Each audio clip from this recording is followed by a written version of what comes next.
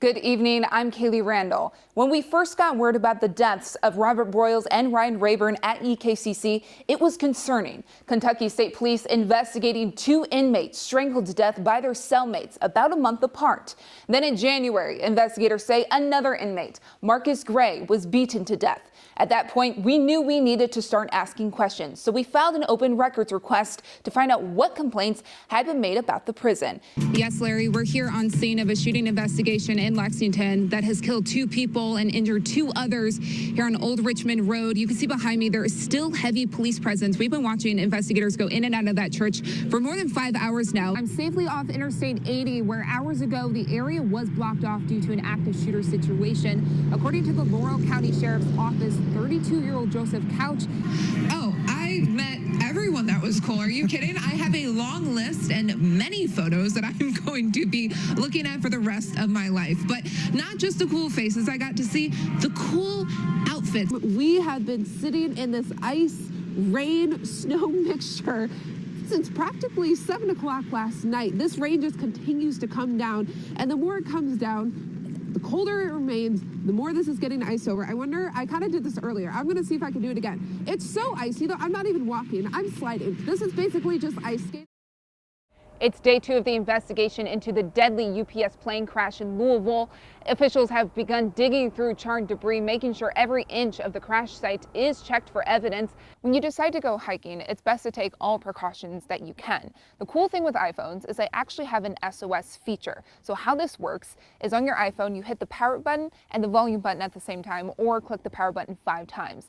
Well, the big question is, where will both of those cameras be placed on the bus? The first camera is going to be placed right underneath the safety arm of the bus to catch the back side of the car, while the second camera will be placed on the rear of the bus. Now, I could describe to you the damage of the pole, but I'd much rather show you. Take a look at how splintered the middle of this wood is. I'm putting barely any force behind my pole, and it's already coming apart. It goes all the way down the middle to the bottom where that wood is splintered off. Now, the Ag Engineering Department has these small drones to help manage cattle in the area.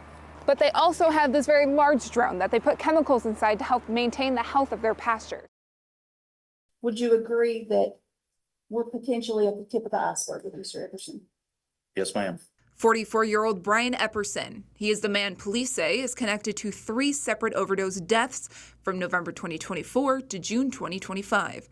Epperson is charged with illegal drug possession and murder in Powell County and illegal drug possession and voyeurism in Clark County. On Tuesday, July 15th, Epperson was in court for his murder charge, where testimony was given by Kentucky State Police Detective Brad Watson. One of the alleged victim's boyfriends, Caleb Thompson, was in the courtroom. I watched the casket close. I truly hate that man. Thompson was in a 7-year relationship with 29-year-old Rochelle Dawson, the most recent alleged victim. Yesterday, we shared with you the Walmart security footage of 3 Danville police officers taking John to the ground. Then the video appears to show an officer hitting him several times. Now, a different angle of the incident with audio from the officer's camera. What are you doing? Put your hands behind your back. Put your hands behind your back. Put him on. What are you doing? On the ground, buddy. Oh, God. Put your hands behind your back. Do it now or you're going to get tased. God. Behind your back. There. Please quit. I got him. Oh, God. Hurts my. As the officers remove John from the store, he is heard repeating, "It hurts my hand." For about 3 days, he said, "They hurt me." Diffuse intrinsic pontine glioma, a rare brain cancer that grows in the brainstem. Just like many of the other kids diagnosed in southeastern Kentucky, Waylon was only given 6 to 12 months to live. You never know, dear, how much I love you. You feel like your world is crashing down and there's nothing that you can do. You know, your whole being as a mother is to protect your child, and in that sense, I was just like, there's nothing I can do. The next year was filled with 30 rounds of radiation, many scans to track the tumor, and a significant decline in his mobility. But Peyton made sure his cancer didn't stop him from living life. We went to Disney twice. Then we went to Pigeon Forge and a whole bunch of stuff like that. And he had so much fun. He loved to go on trips. In November 2025, Waylon entered hospice after doctors placed a shunt to help relieve pressure. But in March 2026, 4 months later, and they said he had severe pneumonia. And then the next day, he was able to come home that night, and then the next day he passed.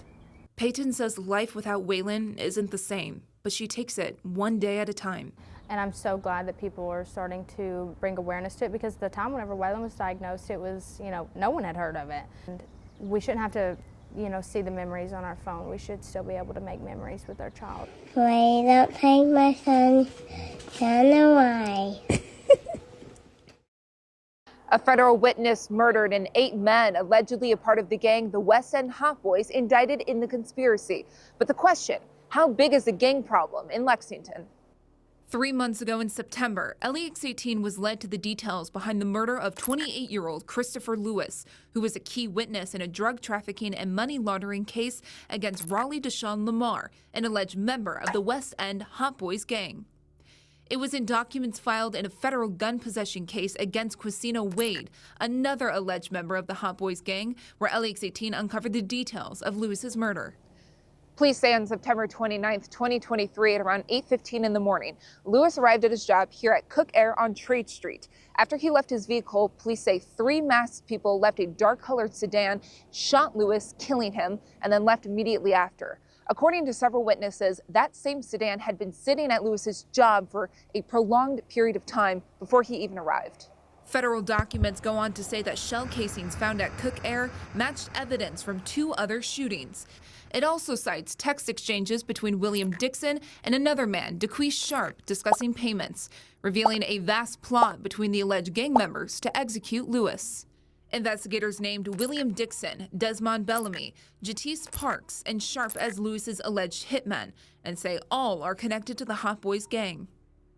The men face charges including murder for hire, killing a witness, and conspiracy to commit firearm crimes. In Lexington, Kayleigh Randle, LEX 18 News.